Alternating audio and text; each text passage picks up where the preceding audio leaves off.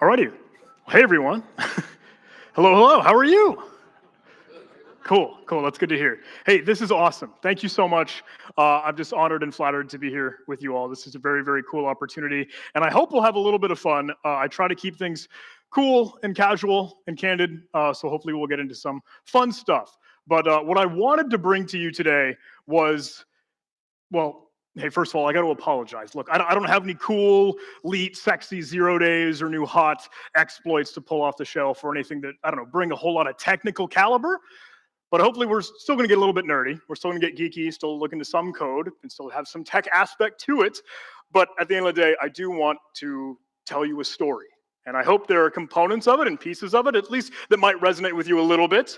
But hey, without all that boilerplate, let's kind of dive in. I wanted to bring to you this thing that says all aboard the supply chain, vulnerabilities and exploits throughout the proverbial pipeline. And I'm going to be chatting a little bit about the supply chain, which I realize is super duper vague. It's extremely broad, it's extremely general, and it's another one of those terms that I feel like we just kind of throw out there and like cast into the wind. And sometimes it's really hard to capture what do you actually mean? Like what kind of supply chain in what way? Let me sort of boil and bake it down. I think you could have a very, very technical concept of supply chain of like, hey, some CI/CD, continuous integration, continuous deployment, blah, blah, blah, pipeline of developing software and code and tech, or even like people of the supply chain. Like, hey, you receive some goods or some service from someone at another party that receives that same good from something else upstream. So we'll play with that. Anyway, look, hey, before we get into the weeds, please let me say, I can't say it enough. Thank you. RJ had reached out to me a bit ago and said, hey, do you want to come party with us at the Cayman Islands? I thought it was a phishing email, but we're here now, and I can't say enough. Thank you. Let me be super duper quick on the boring, obligatory introduction, the who am I slide, establishing credibility. I realize no one really cares, so I'm going to speed run right through this. Hey, hello, I'm John Hammond. Cut my teeth on some cybersecurity stuff when I was with the United States Coast Guard. I also have been trying to grow a little bit of that cheesy YouTube channel to bring cybersecurity education, to get awareness and training and messaging out there.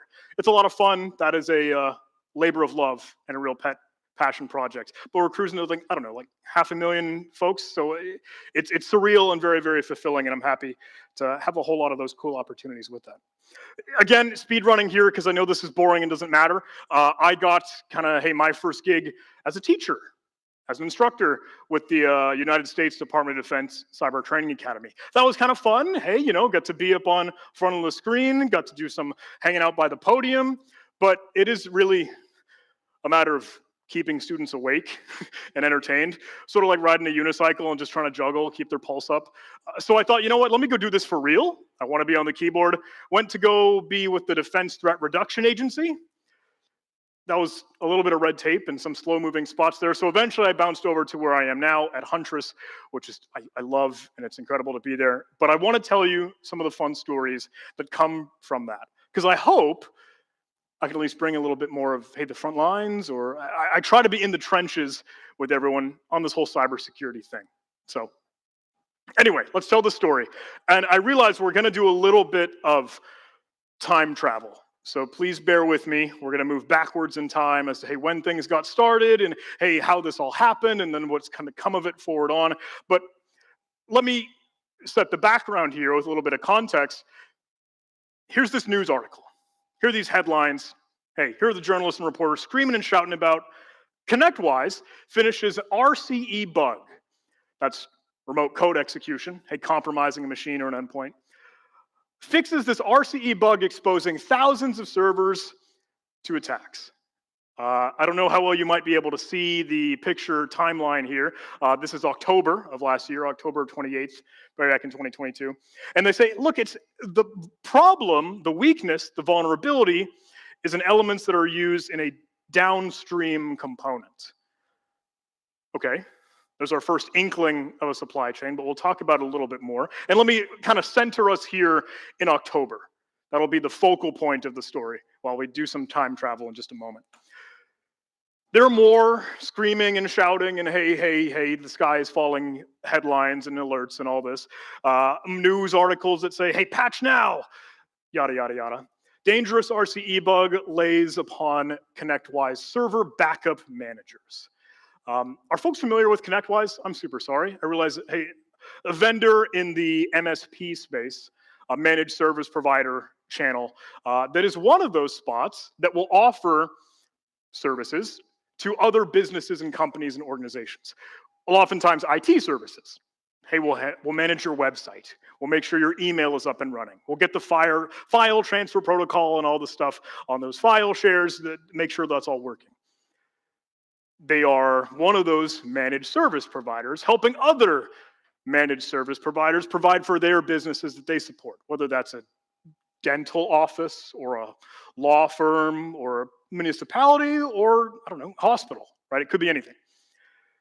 And that's maybe another inkling of that supply chain here, because hey, if there's a vulnerability in something that this company A at the top of the tree provides, trickles down to B on one branch of the tree, and then those potential roots underneath it, could be some damage down there. So let me bring us backwards in time. Now let me sort of press rewind and get to the start of this thing to talk about how this all kind of came to light. And I'll introduce you, if I may, to a fella, admittedly on Twitter, right? Hey, the internet Twitterverse, Frykos. I know that's a little bit weird to kind of see that name there. His name is Florian Hauser, researcher over at Code White GmbH. And you can honestly think of this as, hey, Twitter guy. Keep it easy for your own thoughts here. But Frykos says, hey, can anyone get me in touch with a security contact at ConnectWise? Take note of that timestamp there. That's July 2022. Hey, I'm trying to reach out. I'm trying to get a hold of someone over at this vendor. I want to get a hold of ConnectWise, but can anyone help me? Because I'm not having any luck. Says that in July. Come to August, he says, hey, look, does anyone use CERT or like, I don't know, some computer emergency response team or any acronym, right? Does anyone use these for vulnerability disclosure because of an unresponsive vendor? I'm trying to get a hold of ConnectWise, but I just can't get a hold of them. I can't reach them. They're not getting back to me. This is August, bear in mind. So, okay, let's think a little bit about the months here that are kind of component of this, because now we're getting into September, still not seeing any buzz, still not getting any breakthrough. At this point, he just kind of kicks it over to the security community. Hey, fellow nerds, other geeks and hackers, are you looking for a 0 day? Like, hey, you want a new vulnerability? Months ago, I tried to contact ConnectWise for an auth bypass or authentication bypass in this R1 soft server backup manager. No dice. Couldn't get a hold of them. Have fun. Good luck, have fun. Now, to kind of add some more color here, an authentication bypass is like you try to log in to Amazon or you try to log in to Google, but say you didn't have to log in. Say you're a threat actor, you're an adversary, you're a hacker, and you just got to skip right on by. You don't need to authenticate. You don't need to log in. That could open the door to some spooky, scary stuff, right? Especially if there's some information there or controls or power and functionality that a threat actor shouldn't have. So that's the authentication bypass, and this is in September. Remember, we came from July, we went down to August, now we're September. Okay, so months have been passing here, and eventually, I don't know how well you might be able to read this one, but this is us catching it in kind of our internal Slack. Hey, we're working with the team, doing what we do day to day, and we have someone that says, someone passed this along. Someone caught wind of this on the Twitterverse, on Elon Musk's little spot here. They say, look, Frykos had tweeted many months past, so time for POC, time for the proof of concept. Here's how to blow this thing up. Here's the weapon, here's the gun, here's how you do this authentication bypass. Because what, 90 days have passed. He tried to reach them in July, maybe even earlier when he found this. And he never got a hold of the vendor to be able to do responsible disclosure. So he feels like, well, now what? I'm just going to release this. I'm just going to bring it out to the world. Now, these are just some crappy Burp Suite screenshots. Forgive me. I don't know how well you might be able to see because I know it's blurry, super small text. But for the fellow nerds and geeks and hackers, Burp Suite is one of those web application penetration testing tools. This tweet kind of clues us in. Because like, whoa, wait a second. You have a vulnerability, you have an authentication bypass in a ConnectWise product. I got to admit, that's kind of a big deal. ConnectWise is one of those top dogs. If you aren't familiar in the MSP space or the managed service provider channel, think like a Microsoft. Think like a big business that's running the show. So if there's a vulnerability there, there might be some stuff that could do some real damage. So we start to chat about this. We start to banter. An individual says, look, this is how the 2018 Kaseya crypto miner vulnerability and that little certain apocalypse and Armageddon came through. And then we start to think like, look, hey, John, another coworker of mine, a great peer, Caleb, look, guys, this might really be worth digging into because it could be so good for education's sake, for getting maybe more of a narrative and to show people the impact that cybersecurity might actually have. And then we're thinking, wait a second, can we pull down R1Soft? Can we play with this? Can we tinker with it? And where did that tweet go? That Twitter post just vanished, fell off the face of the internet. It was deleted. Frykos, our Twitter friend, was asked to remove that by probably a vendor we ConnectWise, thinking like let's clean that up, let's remove that, let's not show that out to the world here. So that's a little bit of a bummer. But thankfully, Slack had cached those images, so we could kind of get a chance to poke and play with it. Anyway, start to wonder here, why are they trying to respond and connect and reach out to ConnectWise when he said this is an R1Soft software? He said this is a backup manager for another vendor. And they say, why would they want to report it to ConnectWise? Sorry. Okay. Turns out acquisition, R1Soft, change of hands now, owned and eaten by ConnectWise. That's okay, totally understood, but maybe adds an arm to our supply chain story here, because now you've got a product sold to vendors, sold to other vendors, sold to businesses that came from another vendor that no one works there anymore. So this is kind of hard to dig into some of that technical cybersecurity sense. And there's just another piece of the puzzle. And if folks aren't familiar, hey, this is what that server backup manager software looks like. Here's our login page. Hey, so you were to enter your admin credentials, your password, and it is at its core a backup manager. So all the other computers, all the other hosts that need to have their data backed up would kind of be connecting and communicating and working with this manager, this server and this service. Now, once you log in, what more can you do? If you were an administrator, if you were the actual maintainer of the software, some curious and interesting things, but we started to dig into, okay, what did Florian, what did Frykos, what did our Twitter friend find for this 0 day and this vulnerability based off of those burp suite screenshots? Those are the only pieces of the puzzle that we had. But we caught a little bit of an inkling when we saw this advisory. We saw a note, we saw a report. Look, there's a vulnerability in this ZK or ZK library, and now you might upload a file. Hey, say you wanted to give something to the server, to the service, but there's a problem there. There's a weakness. And I don't want to drag you through the mud here too much, but they note that this is fixed. This is patched. They already solved this problem here. It's been resolved in these versions 9.6, whatever. And if you want to zoom in on maybe that date here, that's what, May of 2022? Okay, so a couple more months to add to our timeline. And now let me get a little bit nerdy here. We wanted to dig into it. We wanted to see, okay, can we access that ZK library and that snippet of code? Because note, this is where our technical aspect of the supply chain comes into play. This product, this software, this application is its own thing. It's built and it's made. But one of the ingredients that it's baked with has that flaw, has that vulnerability and weakness. That's that ZK library. So we start to pry this thing open. We try to think, look, is it matching that weak, vulnerable version number? Is it patched yet? And it's not. We're still seeing the same vulnerability. We're still seeing that weakness in the version number. And this is what it kind of looks like when we're kicking it up. And then we start to dig into it. Again, all we have are these burp suite screenshots to kind of play with. See, okay, what parameters are you passing to that service? What cookie is there? What headers are going to be in the mix here? I start to sling some gross Python code, hey, for folks digging into that. We start to see, can we decompile parts of this application? Because it's Java. And again, not to get too nerdy, but that's something you can kind of take a look at those class files and find the original source code. But we ran into a wall. We couldn't get past this little roadblock. There's like a ZK error, hey, little bit of a note here. Here's a header. Whoops. It says 200 okay, you're good. But there's a 410 whatever code for an error message. We couldn't recreate the proof of concept and the vulnerability. Like, dang it. I'm hitting the same problem that Caleb's hitting. We're running up against the wall. We're not seeing a whole lot of motion. And at this point, I say, okay, well, let me see. Can I just ask? Like, hey, I'll reach out.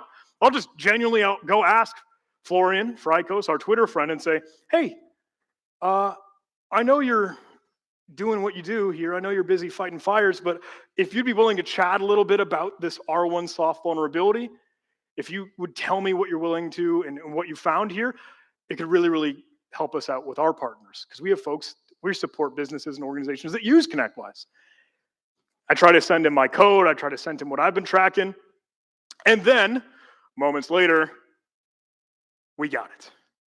We say, wait a second. If we weren't using this session ID, this token, whatever secret magic sauce value, we wouldn't have been able to get past this part, but now we did. He said, yeah, I just stole this session ID from the browser session, and then we say, wait a second, here's an ID value redacted here, but it's just a ZK ID value. That might come from the requests. That's it. Boom, fire, check mark. That's the success reaction in Slack. I send my code. I say, look at this. We got it. And now I'm like a dog with my tail between my legs. I'm going to go back to Frykos, go back to Florian. He says, hey, John, thanks for reaching out. Big fan of what you do. Thank you. And he says, I don't know. Maybe you downloaded a patched version or something has been fixed. And then I say, we got it. It's working. We have recreated the proof of concept for the authentication bypass. Now, what that means is that I don't have to have any credentials. I don't need to know Joe Schmo's password. I don't even need to know the admin password. I can just walk right in. The door has been opened. And that's that power. But now what? We've opened this door because of the vulnerability and weakness in that ZK library, that higher upstream only component and piece of the pie. But now this whole application is something that we can just beat up, right? So we say, look, I've got local file inclusion. I can read some sensitive files. I can read configuration files. I can see how the server is built. But now what? Because we wanted to think, what more could be done here? I could literally log in as admin. That might give me more power. And Caleb, hey, wise guy, smart little genius, he says, look, you can make authenticated requests to other endpoints. We can crawl around the program and really do anything that we want here. If you specify this path, zcow or whatever, zk authentication, I don't know, it'll effectively make a post request and you could pass along any arguments. That sounds really cool. That sounds like something we can work with a couple limitations. For the other folks, nerds and geeks, the post request is a little bit limited. We can't get or receive info from the server. We're only pushing and putting information on the server. So we sort of have to drive around in a weird way. But we start to think on this. And I'm talking with Frykos now. I've made a new friend. Hey, reached out across the internet, and now we're best of buds. He says, look, I appreciate you digging into this. I didn't want to disclose a full working proof of concept. I just shared those Burp Suite screenshots because I didn't want to enable script kiddies, threat actors, maybe some folks that could do real damage, have some malicious intent and make some noise out of this. And I didn't try to abuse the authentication bypass even further. He didn't try to push the envelope and see what else could be done here. I just showed that you're able to reach these endpoints. We can see that local file inclusion. And I say, gotcha. I'm going to try and weaponize it a little bit further. I want to push the envelope here, see what more could come from this. So with our authentication bypass, with this, hey, moving around the application as a sort of pseudo admin user, like a ghost really, I can post to other endpoints, but now what can I actually do as like a feature and functionality? Could I create a new user?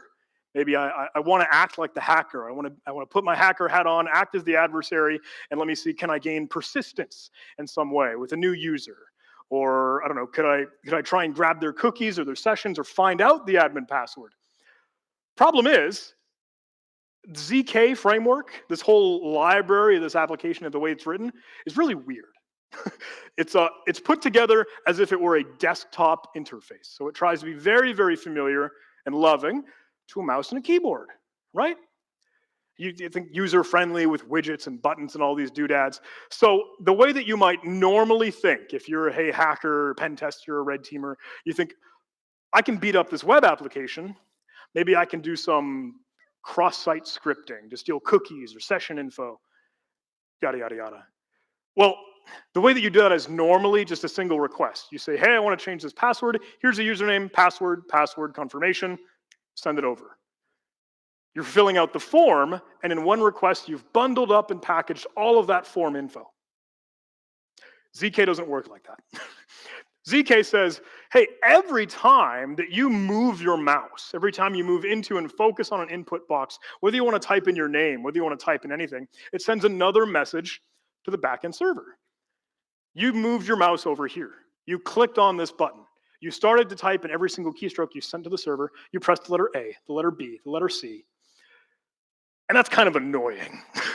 Because every time by the end of it, you finally click the submit button, all you do is tell the server, I clicked the submit button. And that's it. It didn't have any of the other information because it was already sent to the server. What this means is, as a hacker, as a threat actor, as someone who wants to weaponize what we're found here, this needs a lot more hand-holding. I need to sort of drive around or swing from one widget to another, grab identifiers for every element on the page, and it's annoying. All that to say, sorry, I don't mean to be rambling too long. We started to dig into what we could do here. Decompiling Java code, trying to run up against all these different features and functionality. And we started to see some like really weird stuff, like funny things. I don't know if you can dig into this. Hey, here's a bastard class exception from hell. I don't know what programmers put in their code, right? It could be anything. But this is, for the nerds in the room, JADX, JD decompiler, stuff that we can use to cut through this code. And we start to run into some Easter eggs. There's a Konami code. I don't know if any video game friends, but if you do an up, up, down, down, left, right, A, B thing, right? Hey, you got new 30 lives, pops up on the screen. Cutesy, dumb. But again, that's the extent that we were digging into because we desperately wanted there to be a vulnerability here. Kind of a weird thought, right? Like we want to break into this thing, but what if it could be done? So we keep running into walls. We keep trying to go down every single road that we could, trying to hit every rabbit hole and see what could we take advantage of to do something more than just an authentication bypass. Could we get code execution? Could we steal passwords? Could we change user information? Ultimately, we found this database driver, which sounds kind of simple and kind of easy, like, hey, if any nerds or geeks and CTF players in the room might be thinking, oh, duh, because you could put that in the back end of the server, like the structure and the components here. Now we're not working with the front end anymore, those pretty pictures and login buttons and widgets. Now we're going to the database. That gives us a little bit more control. So what if we could just upload our own database driver? Hardcore, right? Nerdy and giddy. And we start to think, how do we actually get a database driver to trigger code? This is a JDBC, Java Database Connector, and we start to think like, hey, how can we write some custom Java? How can we write our own payload that we'll be able to fire and do something to prove that we've gained the capability that we want? So we start researching, we start Googling around, we start asking Uncle Google. Turns out, hey, some individual, Airman604, I think is his handle, he says he's already put together this backdoor database driver. I'm like, oh, thank you. Someone else has already done all the work. So huge kudos and thank you to Airman for that. And he has this blog post on Medium that says, look, I've crafted this code. I put together this database driver so you can slap it in and run commands. Operate on the computer as if you were sitting in front of it. You have that terminal or that shell access to run system commands. Got a wolf in sheep's clothing, right? And that's it. We slap that into my Python code. We've been swinging back and forth between all these widgets, things that we can beat up and hit, and we got it. Upload the database driver, everything that we were cruising into so far, and we got new ground. Push the envelope even further. Now we're just beyond the authentication bypass. we have code execution on the backup server. Cool. Okay, we've done some damage, maybe new CVE, whatever. But we want to keep the right mindset here. We want to keep the right mentality of like, hey, we weren't able to do responsible disclosure first with Fricos because they couldn't get a hold of ConnectWise. Well, can we get a hold of ConnectWise? So we start to think on this, but we start to realize that, well, there could be so much more damage that's done. While I might be able to execute code, run system commands here, and by the way, I'm sorry, this was a very, very simple and innocent crafting of a small text file. There's no destination or no trigger that's anything crazy. We're basically just opening the calculator application saying, look, I proved that I compromised this. But it wasn't just that. We could download some files and data that would be used for tech support, quote unquote. Private key files for the server, configuration settings, other license keys, subscription information, things that would just be for the genuine product. And I thought, that might be a little bit more. You didn't even need to use code execution for that. You could just pull it right down with the authentication bypass in that ZK library, bear in mind. But we're on a backup server, which could really be a high-value target for a hacker, threat actor, adversary, APT, nation state, right? Because again, keep in mind, all of the other computers or hosts that might end up backing up their data will work and synchronize with this backup manager. So we start to think, hang on, what if there's a certain amount of domino effect here? Hey, poison the well, get the tree, and then all the branches and roots just die here. So we start to dig into the API of this application. Now that we've gained code execution, we have full compromise access, and we can still act as the administrator, what more can we do?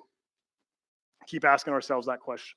There's some of the SOAP services or methods or functions we can call with the API. Does anyone see anything really, really interesting there? There's some fun ones. Delete agent. Don't know how well you can see that. There's a get agents, get default agent ID, create agent. I see it down there, yeah. Run agent command. Oh no.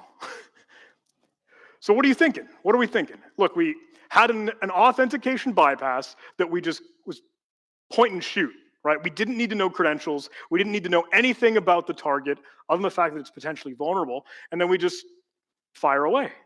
And now we could potentially gain code execution, and now we could potentially bundle that up to run code execution on all of the downstream connected servers that use that machine as their backups. Kind of wild. If I may, I think I do have a video here. If my friends might be able to help bring that up, I'd love to be able to showcase it because I wanted to bring that to your attention of the impact. I'll see if I can bring it together. So here we have a couple machines all put together, and I'm just logging into the backup manager for the sake of showcasing. Say, hey, here are the machines that are connected. Here's a Windows 10 box, Windows 11, Windows 8, Windows Server, whatever. Now, around this time, this is October, so just about a month ago, Lockbit, one of the ransomware gangs, was getting into a little bit of trouble because they seemed to have a lot of their ransomware tooling released out online. It was public and it was released. So I thought, whoa, you know what's some really good fireworks? You know what will really blow people's mind? What if we just push ransomware down this big giant supply chain attack? So there it is. Here's our running our exploit, running our code. Here's Python to tell every single downstream host, connect back to me and download Lockbit. And then run and deploy and detonate ransomware across each and every one of these. Whoa. Okay. I don't know how well, hey, we might be cruising through this here, but I did want to bring that to your attention because this could be a real big thing. This could have been potentially some crazy shenanigans. I don't know if folks are familiar with Kaseya VSA. Some time ago, another MSP kind of spearhead. Kaseya had a little bit of ransomware Armageddon. And there were a whole lot of businesses compromised with Revil, the ransomware operator, and it was exactly this, using the RMM, or the remote monitoring and management solution, to push down ransomware to each component. Thank you for spinning up the video. I did want to bring that because I thought, wow, maybe that shows the impact here. But that's that. That's cutesy when I get to put in a video of, hey, maybe 4 connected machines for the sake of show and tell. But what's the real blast radius here? How much damage could this do? So we fire up Shodan, right? Internet of Things, search engine. Folks might be familiar with that to see what else is out there on the open internet. How many server backup managers are out there in the world? And we got what, close to 5,000? Okay. And remember, that is the server itself. That is the backup manager. It is not the downstream components of all the hosts that might be connected to it. All vulnerable because of some ZK library. Downstream, downstream, downstream. Okay, so tough to swallow that pill. But again, we want to do the right thing here. We want to bring this to the best attention that we could. We want to bring this to ConnectWise and do the right thing. We're not hackers. I might be doing the security research to find this stuff out, but I'm not a ransomware operator. So we start to wonder, hey, should we wait for ConnectWise to patch this thing? Just, I don't know, like Frykos or Florian or our Twitter friend mentioned in the direct messages that I had back and forth. And of course, yes, the answer there is yes. We should wait until they're patched to tell the story. And then some time passes, hey, there's some communication, and they say, look, ConnectWise couldn't reproduce it. They couldn't recreate it. They couldn't actually bring in some of the breadcrumbs that you guys had to build this detonator. They asked if we'd be willing to work with them. I'm like, yes, of course, absolutely, 1,000%. I want to help with all this. So we met with ConnectWise. Caleb, the other researchers that were digging into this, and it went well. It was very good. It was very, very positive to have a communication face-to-face over Zoom to talk about this, where we get to show them some of the code, show them what we built, show them how this could really impact things. And they were receptive. That was the best thing that we could hear, because I know it's really weird when you have someone that says, hey, I just hacked all your stuff. But we want to build the right relationship with that. Turns out they couldn't directly update to the latest ZK library. They weren't able to patch, even though the patch was available in May, because they're running Java 7. Okay, folks that know Java probably understand that agony. The patch version of ZK is on Java 8, and migrating those is a nightmare. So, okay, look, understood. Couldn't just as easily patch because of that version mismatch. But then we chatted about, like, hey, I'd love to keep helping. I want to bring this to you for all the right reasons. So I know if you're getting a micro patch, even something from ZK specifically, for version 7, for that Java version that you're running as part of this product, can we help test that patch? Can we validate? Can we make sure the fix really, really works against our exploit, against our proof of concept? And they say, well, they're understanding, and it might be over to this, they're open to it, but they need us to sign an NDA. Need to sign a non-disclosure agreement. 2 reactions to this, and I'm totally understanding of each. And you might have your own immediate opinion, knee-jerk reaction as to, wait a second, huh? Wait, oh, actually, yes. Number 1, I think, yes, of course, absolutely, I understand. I know this is your product. I know this is your baby. I know this is what we're trying to do to make sure that we're doing the formalities correctly. We're dotting all the I's. We're crossing the T's. Legal stuff, right? Opinion number 2. Wait a second, what? Why? I'm just trying to validate and help your patch. You, of course, can form your own opinion there, and I'm curious what that might be. But it's always a weird, sort of certain gut punch when a researcher kind of sees an NDA, and especially with companies involved, and you know, I don't have to fill in those gaps for you. But then all of a sudden, some days pass, I think it was just Friday, maybe that same week, they're pinging us out like, did you guys have anything to do with this? Do you guys have some more commentary or stuff? Because ConnectWise, we just published it. They brought it out in the open, and now everyone knows what's going on. It's the cat's out of the bag. There is the link to their security bulletin. There is their server backup manager advisory and release, the patch that they're bringing out. Kind of threw us off guard, not going to lie. And that's not, again, they're their own spot. They can do what they'd like to do. But Wasn't what we expected because we thought we were kind of, hey, in this together, synchronizing some of that coordination and collaboration. Now, the cat's out of the bag. This is when all of those news stories and those headlines and those journalists and the screaming October, as we started with a little bit of our talk and presentation here, now they're starting to fly. Hey, ConnectWise patches this critical flaw that could have affected those 5,000 servers and all their downstream components. Caleb got some time in the limelight, chatting with CRN, chatting with other reporters and journalists. And we started to do our own write-up. We wanted to scramble, like, oh, hang on, wait a second. I didn't realize we were getting our communication out this fast. So I tried to put it together. And we wrote up everything, the same exact story that I've just told you. Communicating with Frykos, hey, building this, beating our head against the wall, trying to find the right solution, trying to do this correctly, communication, the better together story that we want here. And that's what that is. Here's the vulnerability disclosure for ConnectWise or R1Soft Server Backup Manager, and the supply chain risk that comes with that. In both the weird technical aspect, the ZK library downstream to software, and the personal procedural pipeline of businesses sold to businesses to sell to more businesses. What you might find in the grocery store.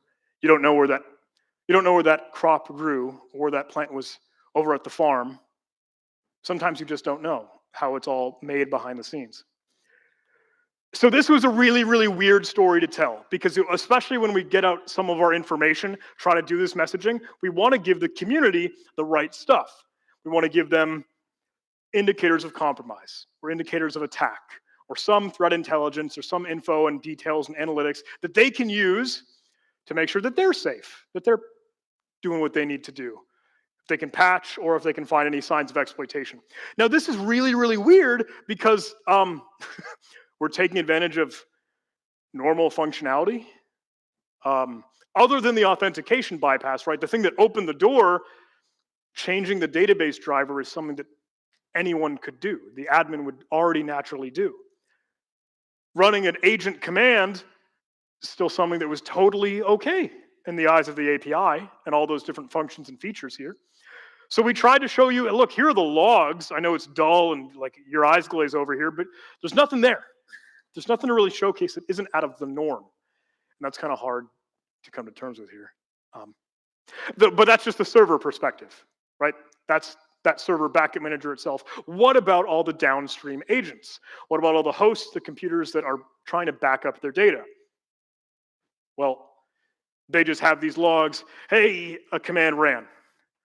They don't tell you what the command was. They didn't tell you I detonated Lockbit ransomware on my host, but something happened. So it's not super duper helpful. Hard to bring that out. And weird, especially when we're walking the tightrope of a potentially real emerging vulnerability. So here's the complete timeline. Hey, as we saw in May, we got that patch. Hey, July, we saw the communications go out. August, September, October, when we start to dig into this. When we have communications with ConnectWise. When we start to try to put the puzzle pieces together the best way that we can. Now, one thing to note here, if I may, along this storyline, is that we never shared our proof of concept. Kind of the same way that Florian, that Frykos Twitter guy was saying, look, I don't want to enable those script kiddies or those threat actors or those real hackers that do bad things. The proof of concept, our exploit, has not been shared and will not be shared outright because that would just be way too risky and way too irresponsible right now. As far as we're aware, there has been no exploitation in the wild. There aren't any real threats beating this up right now. And then this was when I was putting up that write-up. But those are the cornerstones right now, as we're again at the centerpiece of our story. After we've unfolded and unraveled all this, we've got this new thing to show. We took an authentication bypass and drove it towards remote code execution to be like ransomware deployment mechanism across all these hosts. But we didn't want to give that out, of course, as the arsenal that it was. Granted, we told the story, and maybe there are some breadcrumbs in there to make sense of this. Maybe smart, any seasoned hacker in the room could just as easily create that proof of concept. So let's move forward now in our timeline. 4 months later, wanted to bring you to today, the current events, where we are right now. Because I know, if I weren't already rambling and droning on for way too long, the story's not yet over. Fox IT, another sweet security spot, releases this article, releases this write-up, and the timeline here is February 22nd. Today's what, March 23rd? From backup to backdoor, exploitation of this CVE, the ZK authentication bypass, and the R1 soft server backup manager. They say, during a recent incident response case, we found traces of the adversary leveraging and taking advantage of the ConnectWise R1 soft server backup manager. The adversary used it as an initial point of access and as a platform to control those downstream systems connected via the backup manager. Crap. It started to happen. Makes sense. I mean, I guess, like, it's a matter of time. I don't know. Not a matter of if, a matter of when, you know. But this is kind of weird and wild because we start to see everyone scream and shout about this, even a little bit more so than when we tried to bring it out to proactively patch, to preemptively do the right thing, to fix this before it got taken advantage of by bad people. Headlines are back in action. I know you see tweets, you see Twitter messages, you see folks on Mastodon saying, NSA is tracking this from the United States side. CISA, I don't know if folks are familiar. This is the Center for Information, Cybersecurity Infrastructure and Security Agency. And they have and maintain this known database, this catalog of exploited vulnerabilities. Some of the big ones like Log4j, if folks are familiar with that. And guess what? The silly, strange vulnerability that we were beating up got itself a name, smack dab in that catalog and envelope for that ZK framework bypass. And we thought, wow, okay, this is getting a little bit of a spotlight in a strange new way.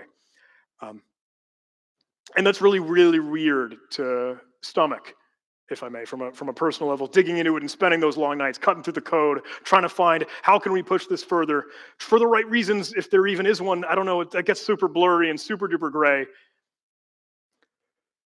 But Fox IT, appreciate them. They say, hey, in October, way back to the center of our storyline, the security company Huntress, hey, those nerds and geeks, John and Caleb, they were publishing about this and how it can be used, how this authentication bypass could lead to remote code execution and its connected backup agents.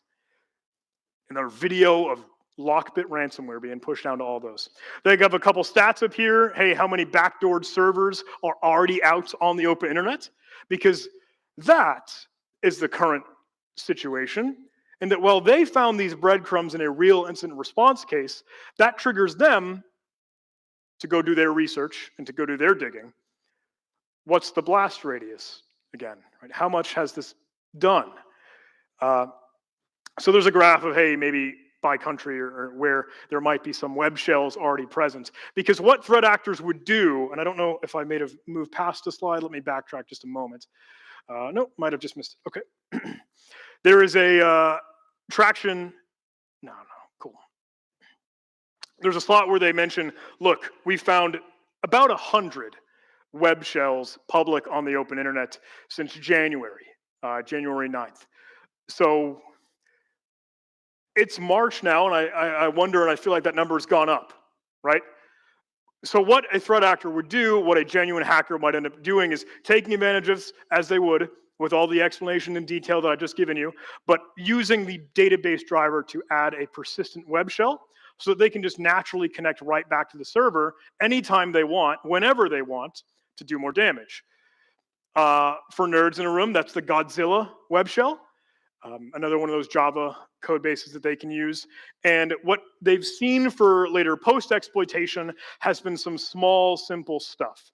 They throw up a Python simple HTTP server and then just sort of lurk and wait and try to slowly exfiltrate data. I got in touch with the Fox IT fellows. I tried to reach out and I said, look, can we talk? Can we have a meeting? Can we share what we've been seeing here? And they were, again, extremely generous. We're willing to bring me into the fold a little bit because they had to take this blog post down. They were momentarily making changes, but they were asked by a third party, who was not named, to please take it down. And again, you can probably use your imagination to extrapolate, okay, what that might mean one way or the other. And I thought, thinking like, what does attribution look like? What are we thinking? Okay, nation state, threat actor, hacker, whatever. Normally, we don't talk about that because we don't care. And I don't mean to trivialize that, but when we see bad stuff, when we see malware, we just say, get that out. I don't want malware. I don't want that ransomware. I don't care what it is, what it's from, go away. But when people ask, when those cheesy news headlines or journalists comes out and say, how did this happen? Where did it come from? They ask the attribution question. This is skeptical and complete speculation, but I believe they were leaning towards the same actors of Hafnium. If folks were tracking a whole lot of the Microsoft Exchange vulnerabilities some time ago between proxy logon, proxy shell, proxy not logon, those threat actors would, China, if I may be so bold, right? It's funny when you get down to it, because when we have these conversations of all these backdoored web shells and what's out in the world, they said something that was so pithy to me, and it stuck with me, and it still hits like a bullet, because it's very, very easy to think everyone's going to say it's going to be ransomware, and everyone's going to be screaming and shouting, worried about ransomware, the next ransomware Armageddon. Maybe something a little bit more sinister, and they don't often think about it. It's very likely just going to be information espionage. It's very likely just going to be sitting, waiting, lurking, seeing as much as they can get a hold of and listen in on, and then pulling it out. And that stuck with me. I don't know, because ransomware's in the news, ransomware's in the headlines, ransomware is what we're chatting about. But it might not always be that. They might just be taking it slow. Anyway, I'm sorry. I didn't mean to go down that doom and gloom road here, but I did want to show more of the story. While we crafted this exploit around October in the timeline, when we got the messaging out at the very, very end of October, maybe say near Halloween or so, there are new conversations and chatters of folks posting their own write-ups of this and sharing their own exploit in December. So maybe as early as a little more than a month. And we've seen these out and about online. You can still find them. Obviously, this is still something you could dig into. But they go through, and if you actually take a look at the GitHub, some of the code that's present here, this is exactly it. Taking advantage of the ZK library and using the exact same tradecraft that we used for the remote code execution aspect. Okay. Sorry, long story, right? But, and again, to pull us out of the really, really doom and gloom, hey, threat actor, ransomware Armageddon, vulnerabilities and exploits, I want to zoom out, because I think when we get to tell this story, it still comes with the, look, we're trying to do this for the best reasons that we could, and it took every single person in this playthrough to make that happen. We would not have been able to see this if Frykos hadn't flagged it and was chatting about it. We would not have been able to get at least a little bit of the preemptive, real, better defense and security and patching had we not communicated with ConnectWise. What if that never happened at all? What if this just suddenly was a real 0 day that wasn't already, at least some things had the walls boarded up and the doors closed here? So I wanted to drive that point home, because it was a lot of information sharing and knowledge sharing and getting people together, because it's really, really weird when I come to an event or a conference and talking to a room full of people. It's very easy to wonder, why did you come here? Why did you either come to listen to me? Why did you come to play the CTF? Why did you go to this workshop? Why did you come to B-Sides? It's because you wanted to be part of this community to make things better. While sometimes there might have weird fallout and weird things that you didn't expect, or just, I don't know, some certain amount of inconsequential things that happen, you're here for the right reason. So forgive me, long-winded on this. I really, really do think the community aspect, when we get to tell these stories, blemishes, faults, things that go wrong, all in all, that's still the teamwork in the building that we're doing together. So, if I may, last bit here, because I know I've been going for too long. What I would offer you is, for those nerds and geeks and hackers in the room, or even for the folks that aren't slinging code on the keyboard day in and day out, we tried to dig into this thing because we wanted to help fix the problems that could have came up down the line. It's software that I don't use every day, software we don't use, but partners, people, other individuals do.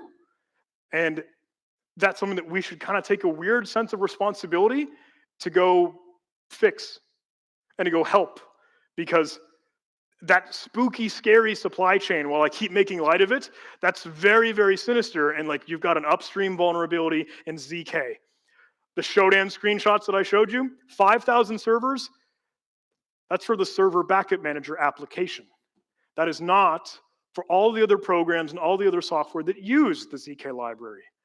I've seen a whole bunch of others that are using for school administration, for managing personnel. I've seen even some for visiting tickets to have visiting time for prisons.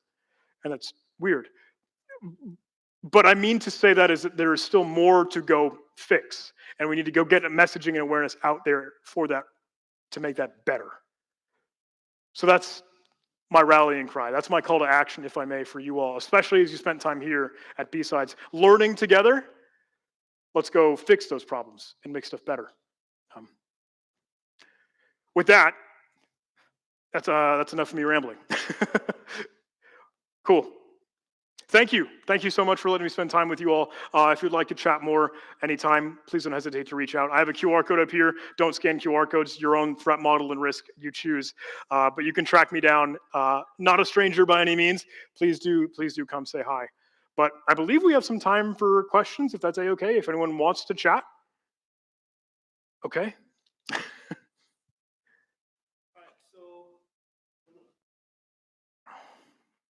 There are so many lessons from this. I could start like companies like involved in providing these services. I mean, I'm no coder. I was doing a master's in business analytics, and I wrote a small Python script to just search for scrape Twitter for mentions of whatever. I mean, if I could do this with a non-coder, I mean, they could have done that and see if there were people talking about their product. Second thing, command and control. Um, what's your opinion on maybe companies like really be who have those kind of mission critical systems, like just blocking everything except for those IP addresses that they can verify, Hmm. that can interact with their software? Because part of the thing that, yes, you could have the exploit and whatever so forth, but just like with WannaCry, how that was stopped was that somebody purchased the address where the command and control was. So something as simple as that.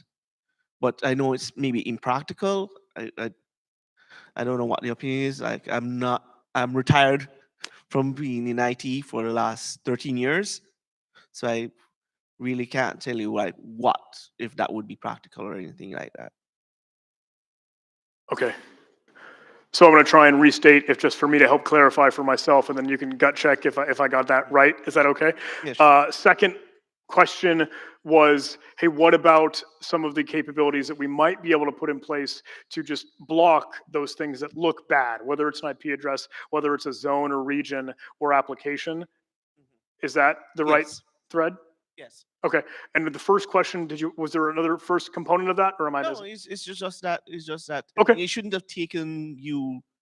I mean, directly interacting with ConnectWise several times for them to respond when they already were contacted from before and were saying, "Hey," Ah, and so companies can be more proactive okay. in terms of searching for dimensions on whatever sites that are known to have these conversations. So two threads. I'm hearing vulnerability disclosure, and I'm hearing proactive defense of blocking known malicious. Is that correct? Right. Cool. So I'll take vendor disclosure first, if that's okay. Um, yeah, look, uh, hard reality to face when you have an individual researcher that's trying to bang on doors, scream and make a commotion so they can get something done and fixed, and that doesn't come through. And then another company understanding and totally falling on our sword. Look, we're a vendor. We're in the same pool. We play the same party, And maybe that was why we could get their attention. I don't know. That sort of sucks. But you're absolutely right. And like, can we be more proactive of getting organizations, businesses, companies, vendors, whatever, to be more accepting of and receptive to vulnerabilities and security weaknesses that need to be brought to their attention by another researcher or someone in the hacking fight. Couple ways I think there are really good ways to combat this, because ultimately I know, and I think I heard from FRICO specifically that said, I got the response that said, well, hey, you reached out to us via channels and methods ABC. Well, we weren't going to see that. If you had reached out to us via methods XYZ, then we would have been able to get a hold of you. Like, well, that's stupid. Why do these separate things exist? Can we unify that? Can we standardize that? I don't know if folks are familiar. There's a new RFC, one of those requests for comments and standards thoughts for security.txt. It's a lot like a stupid robots.txt or a well-known standard location on websites, where you might be able to say, if you find a vulnerability in any of our products, services, or what have you, contact us here. And it's so easy to find and so easy to get to because it's security.txt. And that's how you can go. Would really be a big advocate for that, if I may. But yes, 1,000%. I don't want to be beating a dead horse here, but I agree, and I hope we can kind of keep getting more on that good fight. Latter question, I'm sorry. What about trying to block the best that we can? Whether that's some weird geofencing, whether that's some, hey, adding some list of the deny list, etc. If I may, I think, is a certain new trend that has its certain asterisk and disclaimers and footnotes of a whole zero trust buzzword. I said the bad word. I feel like that's really hard to do in practice. I know from the user experience and from the administrative burden of having everything, and this boiling down zero trust into a more digestible thing. Like, let's say if we took security and we said, deny everything. Don't let anything happen ever, unless I said so. Allow by exception. Sounds awesome. Sounds really good, and I agree that is a cool security concept, and that's what it is. I think we do that the right way already with access controls and network segregations and the same stuff we've been screaming about for decades. The new marketing sales term makes it a little bit tough to distill that, but I'm understanding that it is very hard to actually implement that. And when you falter in one way or the other, the whole castle comes crumbling down. There's a little social engineering play that I do. Say you have a application, you're a threat actor, you're a hacker, and you're just trying to deceive and fool the victim. You decorate and you manipulate and you create your program with the Google Chrome icon, so that when it fires and runs up on the victim computer, you have the little pop-up alert thing in the bottom right of their computer screen that says, hey, Google Chrome would like to run. Will you add this program to your allow list or deny its execution? And you think, well, it just looks like Google Chrome. I'm good.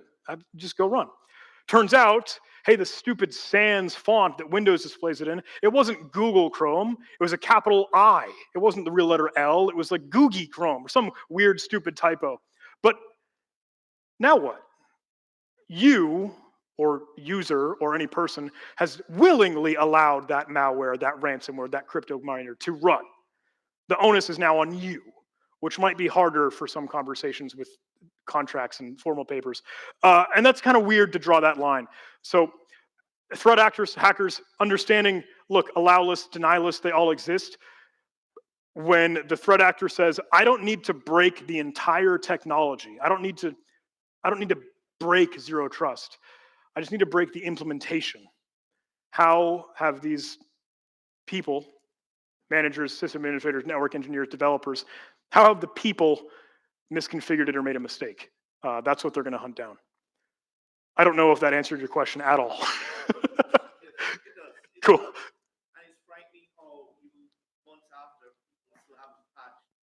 Yeah.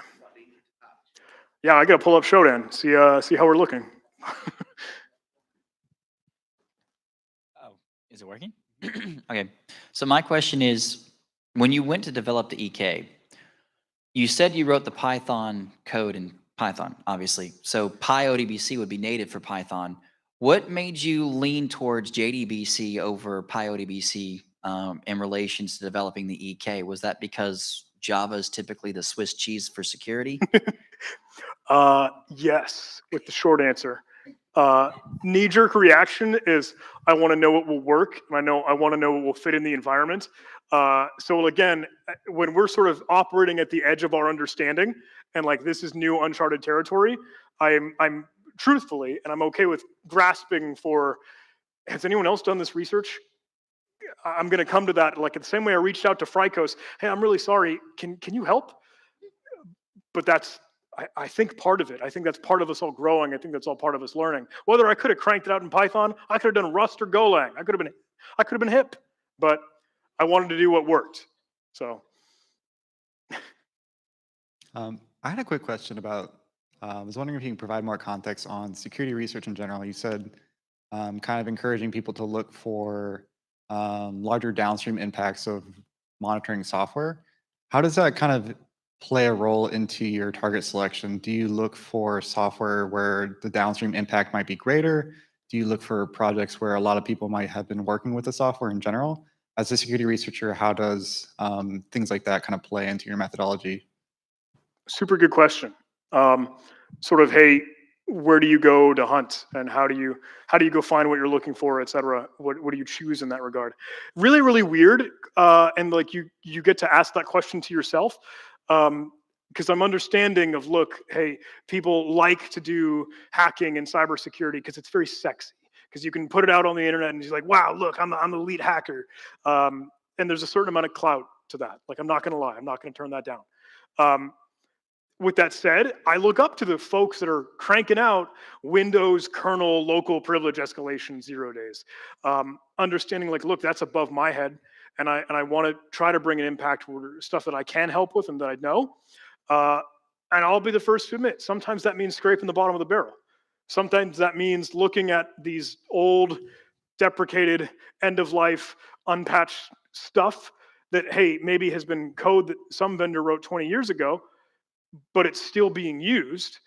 And I have to say, the managed service provider community could use some love, right? I think there's always room for improvement, especially everywhere and everyone. But I think a lot of times the traditional quote unquote InfoSec in the cookie cutter, DEF CON, black hat, whatever, we always looked as MSPs as like the Wild West. But there is so much more need and necessity there, and their tooling and what they need to fix and what we can fix there, because that is genuinely the 99%. That is literally what a whole of our businesses and economy is built on. So I think there is a lot of impact and a lot of fulfillment, which might be greater than the sexy clout or lucrative finance that comes from security research. Just making the difference for the right reasons can be in those areas that need it the most. Hey, John. Hey. Thanks for a very cool presentation, and it's cool to see behind the curtain how it all works. You mentioned kind of responsible disclosure, bug bounty, you must interact with a lot of different companies, different approaches. And I saw when you flashed up the NDA, it seemed like you had a slight reaction to that. You obviously observing like a level of confidentiality, you kind of kept, rightly the information, the key components of it. Didn't disclose that publicly, but are there any kind of practices, advising companies like ourselves who we're having to enforce our own kind of policies on this stuff? What would you say are the best practice? What do you like to see as a researcher? Like, what is an impediment to you doing your job? What is actually good practice for the purposes of like responsible disclosure? Super good question. Hey, what are some of those best practices or things that we love to see or help when there's something that we're a little bit embarrassed to bring to the table of, hey, there's a new vulnerability, or hey, we had some problem. If I may, and I realize, again, kind of tough pill to swallow, the absolute greatest thing that you can do is have that absolute honesty and transparency.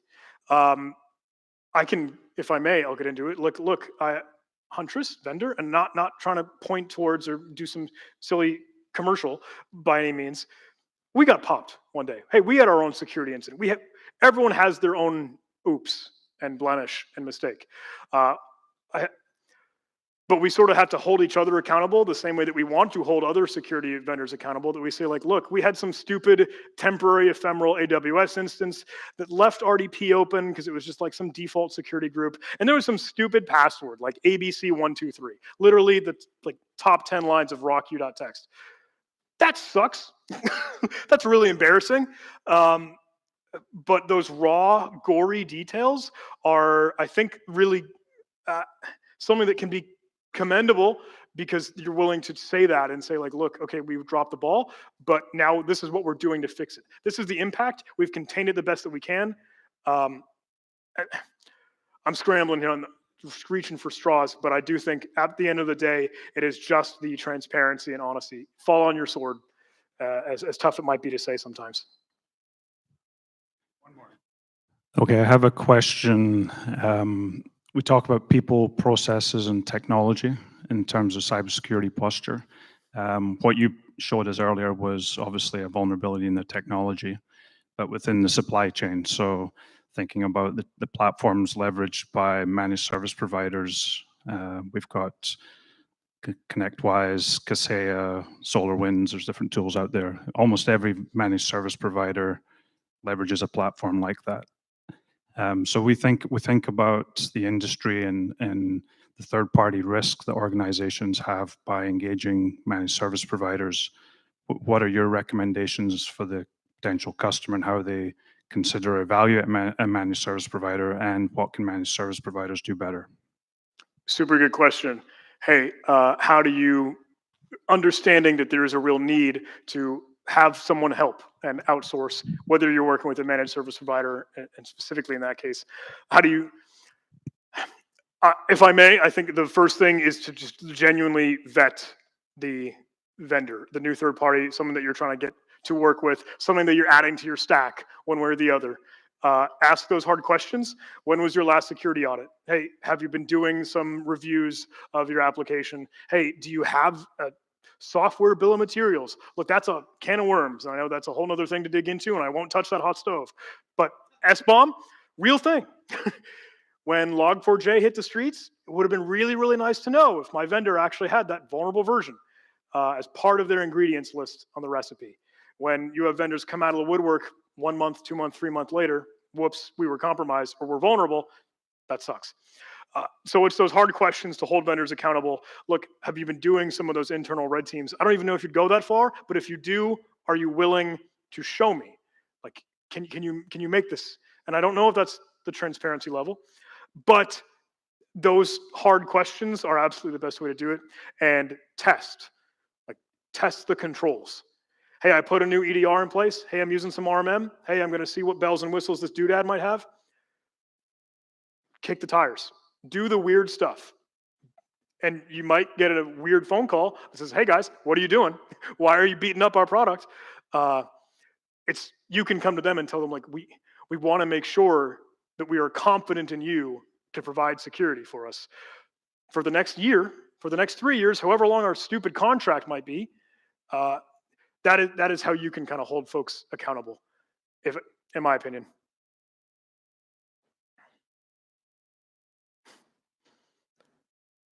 Cool. Crickets, I think. Thanks so much, everyone. This was a lot of fun. Thank you.